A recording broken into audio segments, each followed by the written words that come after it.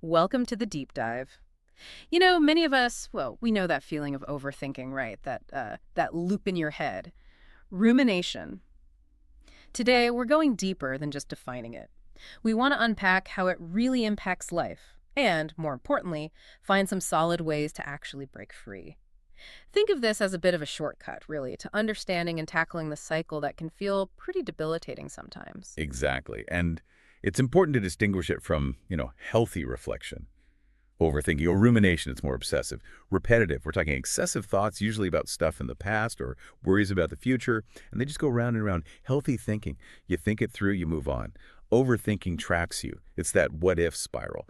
Key signs are things like finding it hard to make decisions, even small ones, constant self-doubt, and just not being able to switch your brain off, Yeah. especially at night. Right. So it's definitely not just a minor thing. It sounds like it can really mess with your daily life in ways you might not even realize at first. What are some of those deeper impacts beyond just feeling stressed out? Oh, absolutely. A big one is what we sometimes call cognitive paralysis or analysis paralysis, where you get so caught up in the thinking, the analyzing, that you just don't act. You're stuck. And that wastes time, you miss out on things. Plus, there's a huge emotional toll. It just drains your mental energy. It can really dim your sense of joy.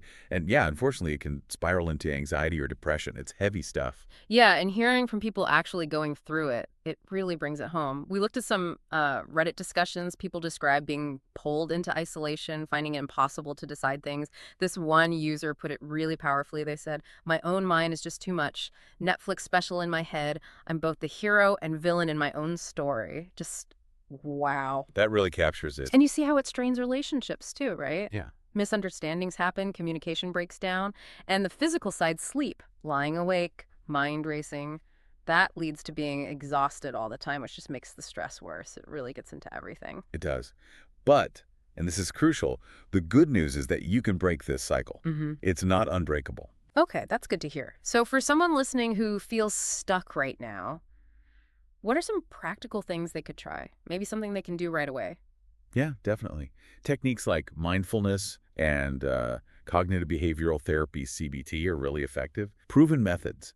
They basically teach you to step back and observe your thoughts without judgment. Just watch them. And then ask useful questions like, is this thought actually helpful? Or maybe, is this really going to matter in a week or You're month? very observing, not engaging right away. Exactly. And learning to spot and challenge those unhelpful thinking patterns, cognitive distortions, things like catastrophizing, assuming the absolute worst, or that black and white, all or nothing thinking, seeing everything in extremes. CBT helps you catch those.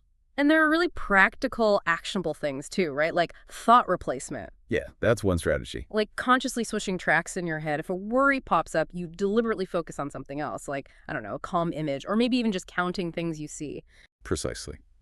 Or another technique is time boxing your worries. Scheduling worry time? Sort of, yeah. Yeah. You set aside a specific window, say 4 to 5 p.m. every day, and only allow yourself to ruminate during that time. Outside of that window, you consciously postpone the worry. Interesting. And then there are the more general lifestyle things, distractions and routines. Absolutely essential. Things like meditation, journaling can be great. Regular exercise is huge. Spending time in nature, even just breaking big, overwhelming tasks into tiny, manageable steps. The focus shifts from thinking about the whole thing to just doing the next small piece. That makes sense. Taking action, however small. Exactly. It helps break the paralysis. But it's also important to mention professional help. Right. When should someone consider that? If these patterns feel really severe or they've been going on for a long time, talking to a therapist or counselor can make a massive difference. CBT and mindfulness-based therapies, as we mentioned, are really solid evidence-based approaches for this. And there are resources out there too. Like in India, the Vandrivala Foundation offers 204/7 support, which is fantastic. Okay, so wrapping this up then, the main takeaway seems to be overthinking isn't just garden variety stress. It can really undermine your emotions, your choices, relationships, even your physical health. But, and this is key, it's absolutely treatable. Definitely treatable. Strategies like mindfulness, maybe that scheduled worry time, building active habits, these things can help you take back control. And knowing professional help is there if you need it. Absolutely. So maybe something for you listening to think about is this. Given everything we've discussed, how might just one small change in your daily routine, maybe just trying that worry window, Yeah. how might that start to shift your ability to move from just thinking Oh, to actually yeah. doing?